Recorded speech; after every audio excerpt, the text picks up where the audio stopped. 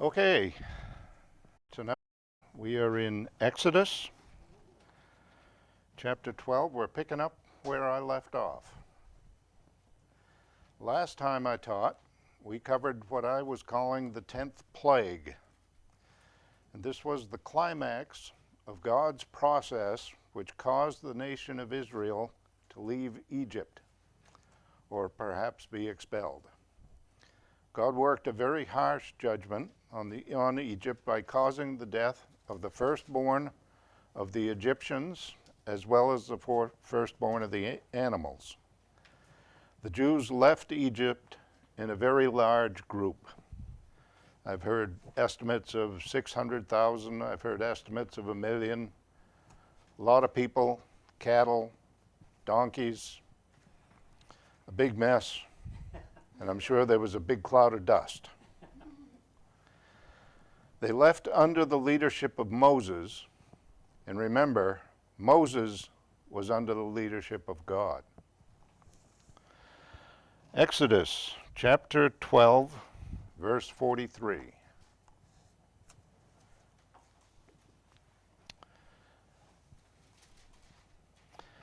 And the Lord said to Moses and Aaron, "This is the ordinance of the Passover. No foreigner shall eat it, but every man's servant who is bought for money, when you have circumcised him, then he may eat it. A sojourner and a hired servant shall not eat it. In one house it shall be eaten. You shall not carry any of the flesh outside the house, nor shall you break one of its bones. All the congregation of Israel shall keep it, and when a stranger dwells with you and wants to keep the Passover to the Lord, let all his males be circumcised, and then let him come near and keep it, and he shall be as a native of the land, for no uncircumcised person shall eat it. One law shall be for the native born and for the stranger who dwells among you." So these are the rules about who can celebrate the Passover. Note that they require membership by circumcision in order to partake. Members of a Jewish household would likely have already undergone this rite, but foreigners likely would not have. This requirement would have discouraged a lot of non-Jews from joining in the celebration and would have served to keep the Jews as a separate society. A foreigner would have to have a strong belief in God in order to contemplate going through the rite of circumcision.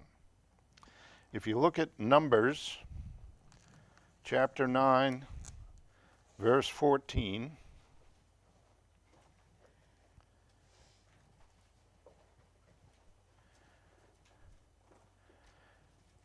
"And if a stranger dwells among you and would keep the Lord's Passover, he must do so according to the rite of the Passover and according to its ceremony.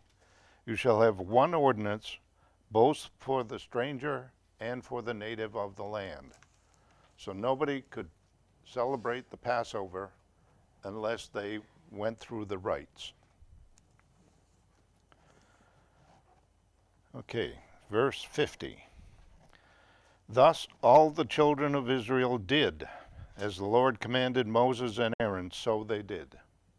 And it came to pass on that very same day that the Lord brought the children of Israel out of the land of Egypt according to their armies."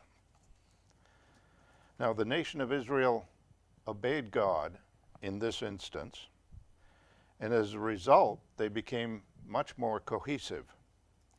As they're leaving Egypt, the Bible describes them as an army.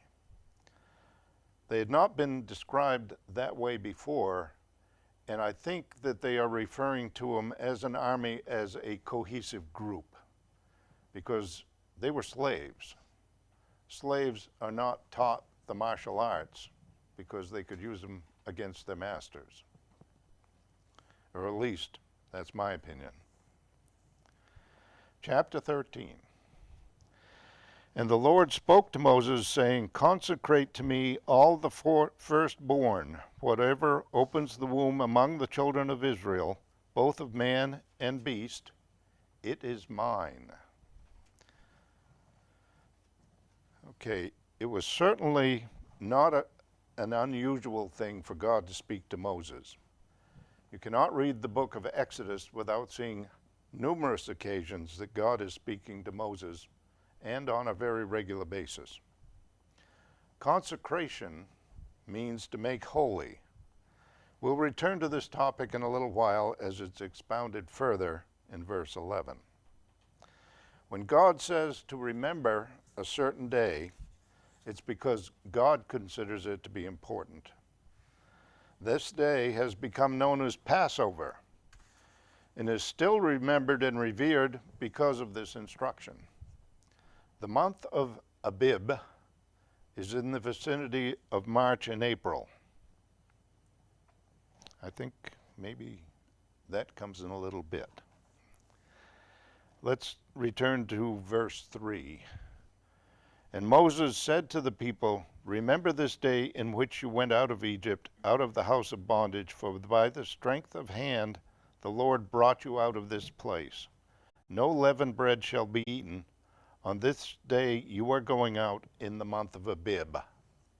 Month of Abib is in the vicinity of March and April. Jewish calendar dates and modern or Gregorian calendar dates are not synchronized together. The Jewish calendar is based on the cycles of the moon and has to be adjusted periodically to line up with the agricultural seasons. Abib means young ears of grain, so it would refer to the spring. This also is the time frame of the Passover, the Feast of Unleavened Bread, Exodus, and when the tabernacle was set up.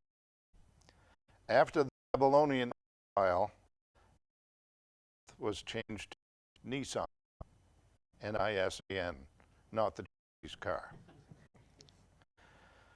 Verse 5, And it shall be, when the Lord brings you into the land of the Canaanites and the Hittites, and the Amorites and the Hivites and the Jebusites, which he swore to your fathers to give you, a land flowing with milk and honey, that you shall keep this service in this month. 7 days you shall eat unleavened bread, and on the 7th day there shall be a feast to the Lord. Unleavened bread shall be eaten 7 days, and no leavened bread shall be seen among you, nor shall leaven be seen among you in all your quarters. And you shall tell your son in that day, saying, This is done because of what the Lord did for me when I came up from Egypt. It shall be a sign to you on your hand as a memorial between your eyes, that the Lord's law may be in your mouth, for with a strong hand the Lord has brought you out of Egypt. You shall therefore keep this ordinance in its season from year to year. So God wants the Jews, and by extension us, to remember the great work he did in bringing the Jewish nation out of the bondage in Egypt. All the plagues he inflicted on Egypt were a mighty demonstration of his power, and a lesson to this day. It doesn't pay to mess with Israel. The fact that we still know about and revere the Passover to this day demonstrates that God's instruction in this matter has been followed. I've seen pictures of Jews worshiping at the Wailing Wall wearing a small box fastened to their forehead. That's the frontlets between the eyes. This box contains passages of Scripture, is to remind them to think about Scripture while they're worshiping. God's promise to help them when they reach the promised land is a reassurance of continued support and is revealed in Joshua chapter 24, verse 11.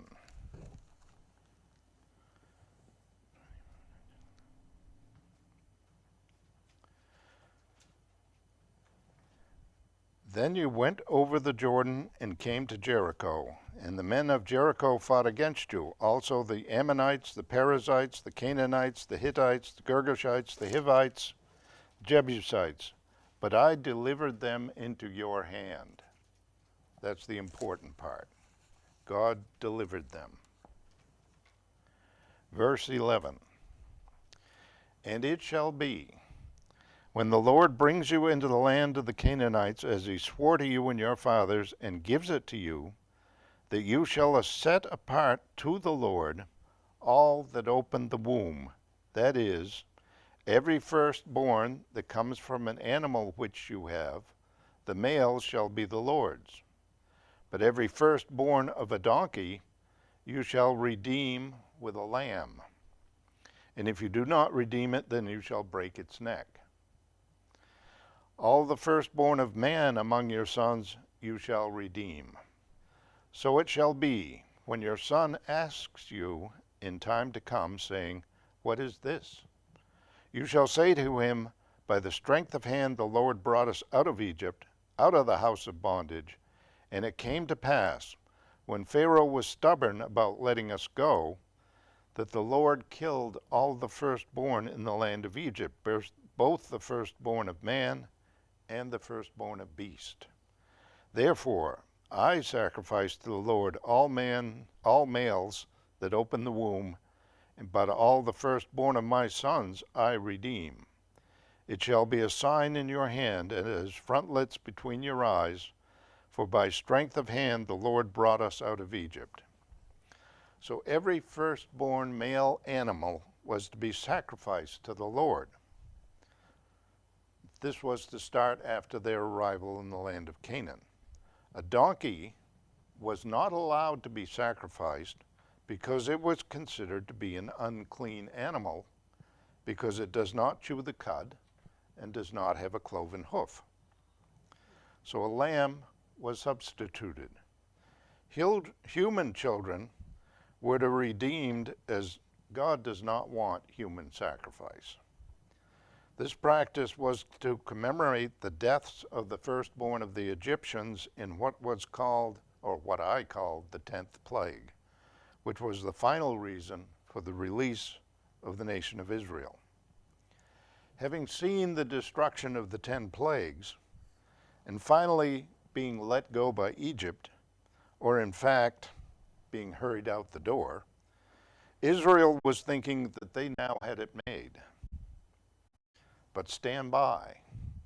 Their plan was to go to Canaan by the most direct route. But God had other plans. Let's see. Verse 17. That came to pass, Pharaoh had let people go, that God would lead them by the way of the land of the Philistines, although that was for God said, lest perhaps the people change their minds when they see war and return to Egypt. So God led the people around by the wilderness of the Red Sea, and the children of Israel went up in orderly ranks out of the land of Egypt. The more direct route for the passage to Canaan would have been along the coast of the Mediterranean Sea, but that would have led the nation to fight with the Philistines right away, which would probably have led to discouragement. Remember, these people had been slaves for 400 years. They weren't trained as soldiers. Now, God was on their side, and they probably would have won, because God never loses, but it would have been a bloody mess, and they weren't up for that. Probably discouraged them, and they would have longed to return to the safety of Egypt, not that they didn't in other instances anyway. Remember, they'd been slaves. They may be an army in numbers, but they weren't an army in training. Verse 19, and Moses took the bones of Joseph with him, for he had placed the children of Israel under solemn oath, saying, God will surely visit you, and you shall carry my bones from here with you. So they took their journey from Succoth, encamped in Etham, at the edge of the wilderness. And the Lord went before them by day in a pillar of cloud to lead the way, and by night in a pillar of fire to give them light, so as to go by day and night. He did not take away the pillar of cloud by day or the pillar of fire by night from before the people. Way back in Genesis 50, Joseph had made the Jewish nation promise to take his bones back to the promised land. And they're keeping that promise. The pillars of fire and smoke are a feature of this journey that will stay with them for a very long time. If we look at Joshua, chapter 24, verse 32,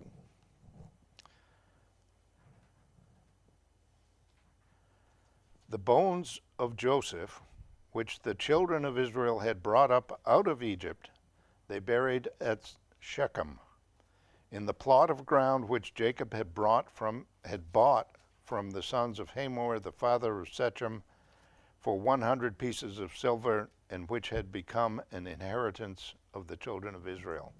So they actually did it.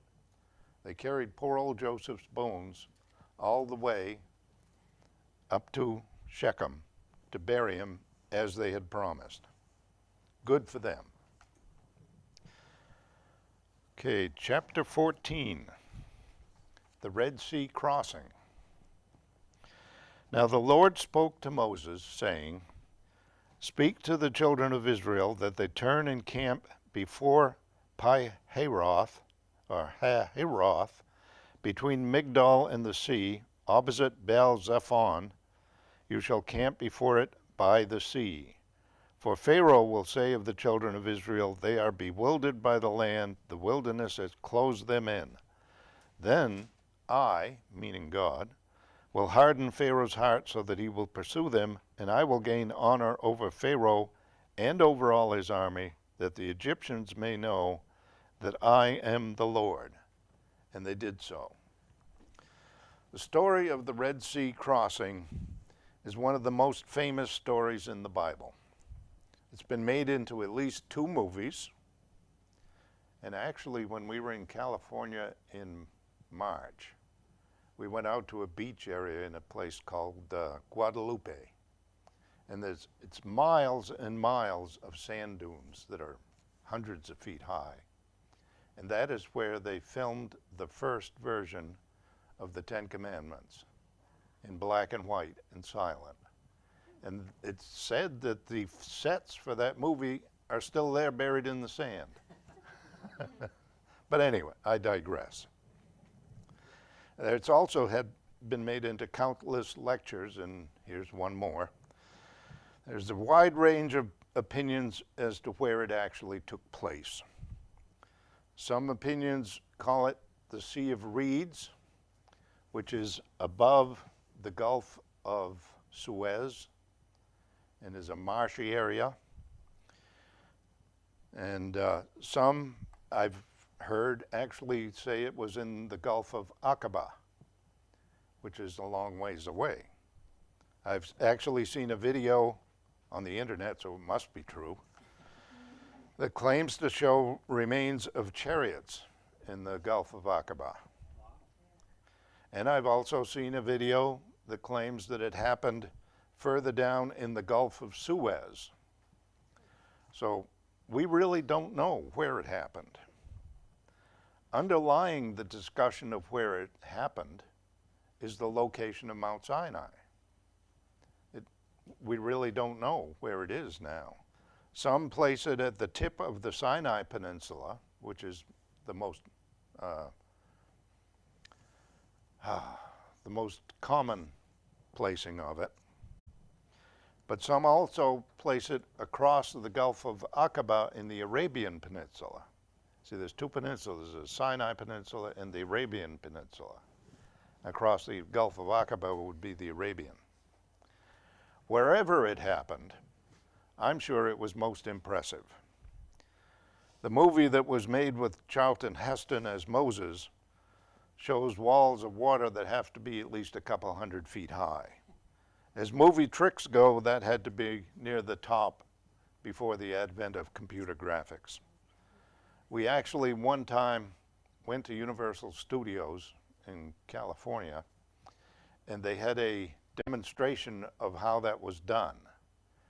And what it was, there was a trench about 8 feet deep, concrete, and water came over the sides of the trench and fell down into troughs at the bottom in a constant flow, like what do they call it, an infinity pool or something like that.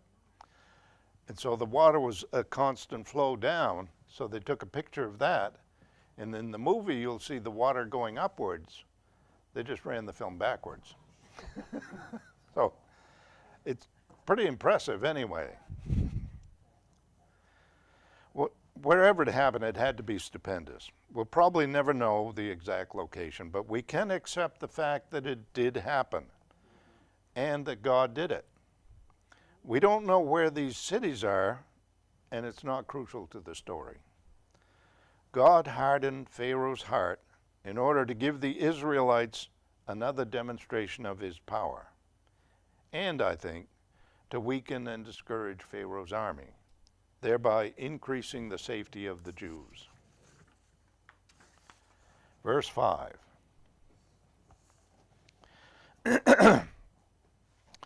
Now it was told the king of Egypt that the people had fled, and the heart of Pharaoh and his servants was turned against the people, and they said, "Why have we done this, that we have let Israel go from serving us?"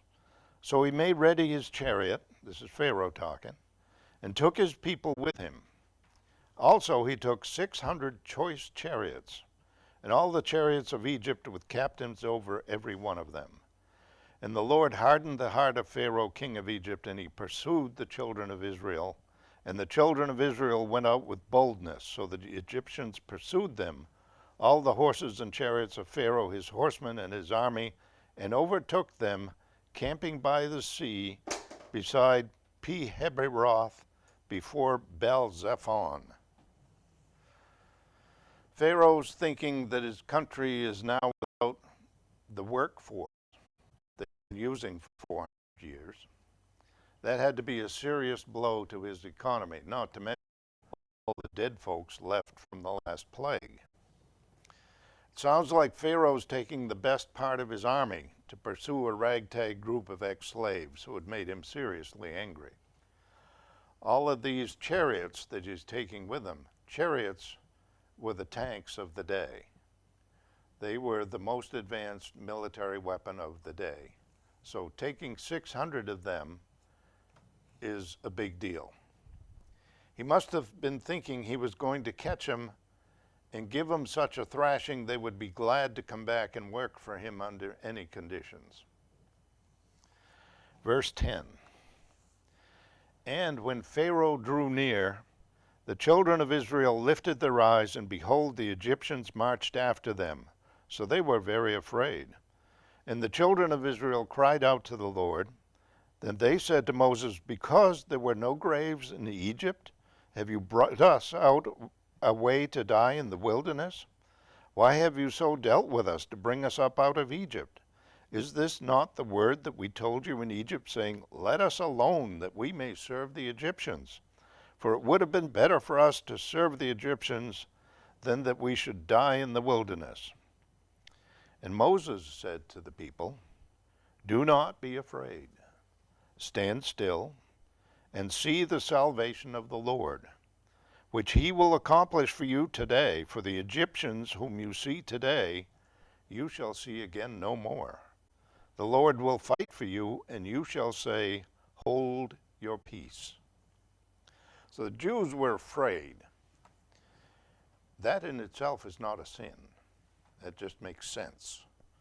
The sarcastic remarks about the graves in Egypt show a lack of faith in God. That's a sin. The "leave us alone" remark refers to their response to Moses way back in chapter 5, where they were thinking the whole idea of escaping Egypt was nuts to begin with. Moses is not afraid, and his response to the nation is not harsh. Moses has confidence in God and faith that the God who did the plagues against Egypt can easily get them out of this situation. He's encouraging the people and promising them that they haven't seen anything yet. That in itself is quite a statement considering what they have already seen. Verse 15, and the Lord said to Moses, why do you cry to me? Tell the children of Israel to go forward, but lift up your rod and stretch out your hand over the sea and divide it. And the children of Israel shall go on dry ground through the middle of the sea. And I indeed will harden the hearts of the Egyptians, and they shall follow them. So I will gain honor over Pharaoh and over all his army, his chariots, and his horsemen. Then the Egyptians shall know that I am the Lord, when I have gained honor for myself over Pharaoh, his chariots, and his horsemen. The people were to go forward. But first, Moses was to lift up his rod. This is the same rod that had turned into a snake, and then back into a rod again. Also, they were to go forward, away from Egypt, not back. The waters were to be divided, and the people would pass through on dry ground. This is 2 miracles for the price of 1.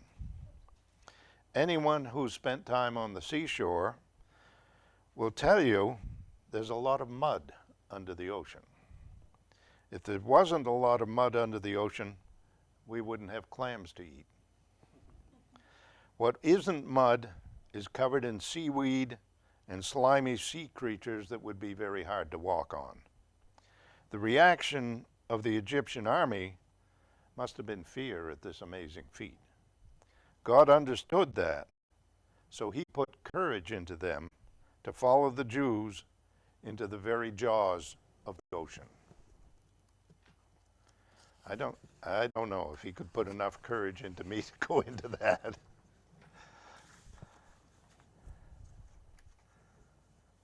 Verse 19.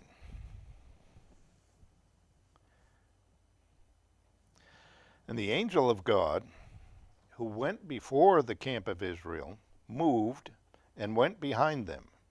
And the pillar of cloud went from before them and stood behind them. So it came between the camp of the Egyptians and the camp of Israel. Thus it was a cloud and darkness to the one, and it gave light by night to the other, so that the one did not come near the other all that night. The pillar of cloud is moved from in front of them so to behind them, so it's between the Jews and the Egyptian army. This prevented the Egyptians from getting at the Jews. A pillar of cloud does not sound very substantial, but if God is moving it around at his desire to interfere with your aims, you should pay attention to it. In this way, God protected the Jews through the night. Verse 21. Then Moses stretched out his hand over the sea, and the Lord caused the sea to go back by a strong east wind all that night, and made the sea into dry land, and the waters were divided. So the children of Israel went into the midst of the sea on the dry ground, and the waters were a wall to them on their right hand and on their left. And the Egyptians pursued and went after them into the midst of the sea, all Pharaoh's horses, his chariots, and his horsemen. Now it came to pass in the morning watch that the Lord looked down upon the army of the Egyptians through the pillar of fire and cloud, and he troubled the army of the Egyptians, and he took off their chariot wheels, so that they drove them with difficulty. And the Egyptians said, let us flee from the face of Israel, for the Lord fights for them against the Egyptians. They're finally catching on. It wasn't Moses' rod that caused the sea to divide. It was the work of God. In all the plagues, it was God that was the power behind the scenes. We need to remember that God is in charge of everything. If he wants the east wind to blow very hard and split the sea into 2 walls, it happens. The second part of this 2-part miracle was that there was dry ground for the people to walk on. Perhaps the east wind dried up the floor of the ocean, or perhaps it was just what God wanted it to be. In either case, the people were crossing the sea, and the Egyptians, seeing this, began to pursue them. I think that Pharaoh, seeing the opportunity, said, "Go get them, boys," and stayed on the shore where it was safe. God let the army pursue the Jews into the depths of the ocean, and when they were well committed, he started messing with them. He took off the chariot wheels, which makes them into a pretty ineffective sled. Remember, the chariots were very valuable. They were the top piece of military equipment of the day. And as such, the army could not easily abandon them. I can see it now when the guy is given a chariot to take into the army. You're responsible for this chariot. Don't let anything happen to this chariot. I've been in the army and I know how this works. Responsibility flows downhill. And if you're in the valley, you wind up holding it. So they were not going to easily abandon these chariots, and they were trying to get them back to the shore, which took time and tied the army up. The Egyptians had finally caught on to the fact that God was on the side of the Israelites, and the army was in deep trouble. It's going to get worse. Verse 26. Then the Lord said to Moses, "Stretch out your hand over the sea, that the waters may come back upon the Egyptians, on the chariots, on the horsemen." And Moses stretched out his hand over the sea. You wouldn't want to be an Egyptian and see Moses hold his hand out again. That would be bad news. And when the morning appeared, the sea returned to its full depth, while the Egyptians were fleeing into it. So the Lord overthrew the Egyptians in the midst of the sea. Then the waters returned and covered the chariots, the horsemen, and all the army of Pharaoh that came into the sea after him. Not so much as one of them remained. But the children of Israel had walked on dry land in the midst of the sea, and the waters were a wall to them on their right hand and on their left. So the Lord saved Israel that day out of the hand of the Egyptians, and Israel saw the Egyptians dead on the seashore. Thus Israel saw the great work which the Lord had done in Egypt, so the people feared the Lord and believed the Lord and his servant Moses. So when the army was well confused and messed up, God tells Moses to hold out his rod again. Now remember, it's not Moses' rod that's doing this, it's God. The waters roar back in and the army's ruined. God again saved Israel, and this serves several purposes. First, the people are saved. Second, God's power is demonstrated to them again. Third, God's power is demonstrated to Pharaoh. And fourth, the Egyptian army is ruined and no longer a threat to the Jews. The Jews now firmly believe in God and fear him. For now, God was directing the travel of Israel from the beginning and brought them to the Red Sea for a purpose. By placing them between the deep blue sea and the Egyptian army, God was forcing the Jews to rely on him and not on their own resources. Let's read to Psalm 77.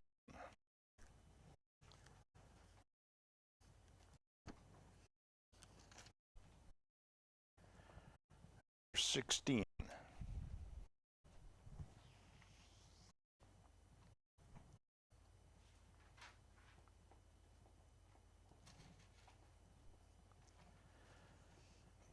He also brought streams out of the rock and caused the waters to run down like rivers.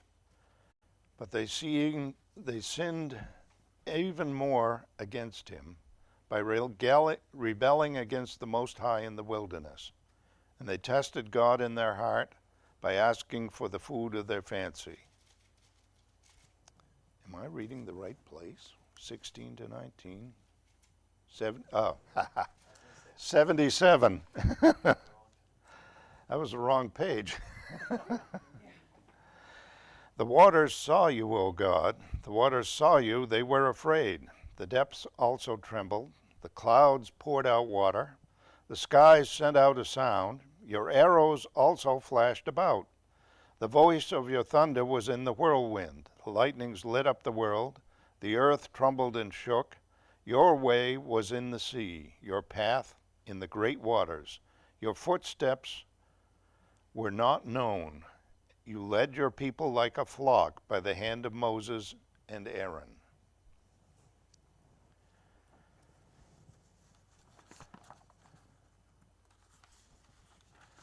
Spurgeon, can't come to a message at Calvary Chapel without hearing about Spurgeon now and then. Refers to the coming out of Egypt as the story of a believer's life. Conversion is like marching out of Egypt. At conversion, the believer feels freedom from sin and fear with a bright eye and a light heart. The wilderness is preparation. Just as Israel had to learn before Canaan, the believer must grow in faith, obedience, and trust before entering the fullness of God's kingdom. The Red Sea is a test of faith. The crossing is a reminder that God's deliverance is not the end. There is still work to do, trials to endure, and lessons to learn. I like to refer to Skip Heitzig, who was a Calvary pastor in Albuquerque. And his take on the Red Sea crossing: the Red Sea divides the vast desert of Upper Egypt and the Sinai Peninsula. In aerial photographs, it appears to be a bright blue line in the sand. God led his people to this watery line in the sand to demonstrate both to them and their enemies that nothing is too hard for him. This would be the ultimate deliverance and become an event that the Israelites remember throughout their history. Some people have trouble believing this story. They prefer to naturalize it rather than take it at face value as a miracle. It could be that since they've never seen God's power, they naively assume it doesn't exist. How big is your God? Can he do anything? Most of the Israelites on a good day would have said he could. But on that day, when they saw the dust of Egypt's army on the horizon, they panicked. They forgot that God had punished Egypt with the plagues. They forgot that God had brought them this far out of Egypt. This crisis made them second-guess their own history. Irish preacher and author C.H. Mackintosh once noted that 10,000 mercies are forgotten in the presence of a single trifling moment. How true is that? But every moment of crisis can crystallize your faith. It can become a line in the sand. God may be showing you a similar line and nudging you to cross it. Maybe it's a line in a relationship moving toward reconciliation. Maybe it's a line of commitment that would require more of your time and incur the disdain of onlookers. Perhaps the line is a move to another location, or perhaps even to the mission field. Will God meet you there? Will he sustain you and deal with the obstacles? You'll never know until you cross the line. And they did. They crossed the line. So what should we take away from this? God made many demonstrations of his power and of his love for the nation of Israel. I think God was impressing the Egyptians as well as the Jews. By impressing the Egyptians, he was also protecting the Jews by causing the Egyptians to be disinterested in the pursuit. The Jews saw all the wonders that God did on their behalf. And still they wavered in their trust in God. But before we judge the Jews too harshly, think about the times when our own trust in God wavered with less reason. Let's pray.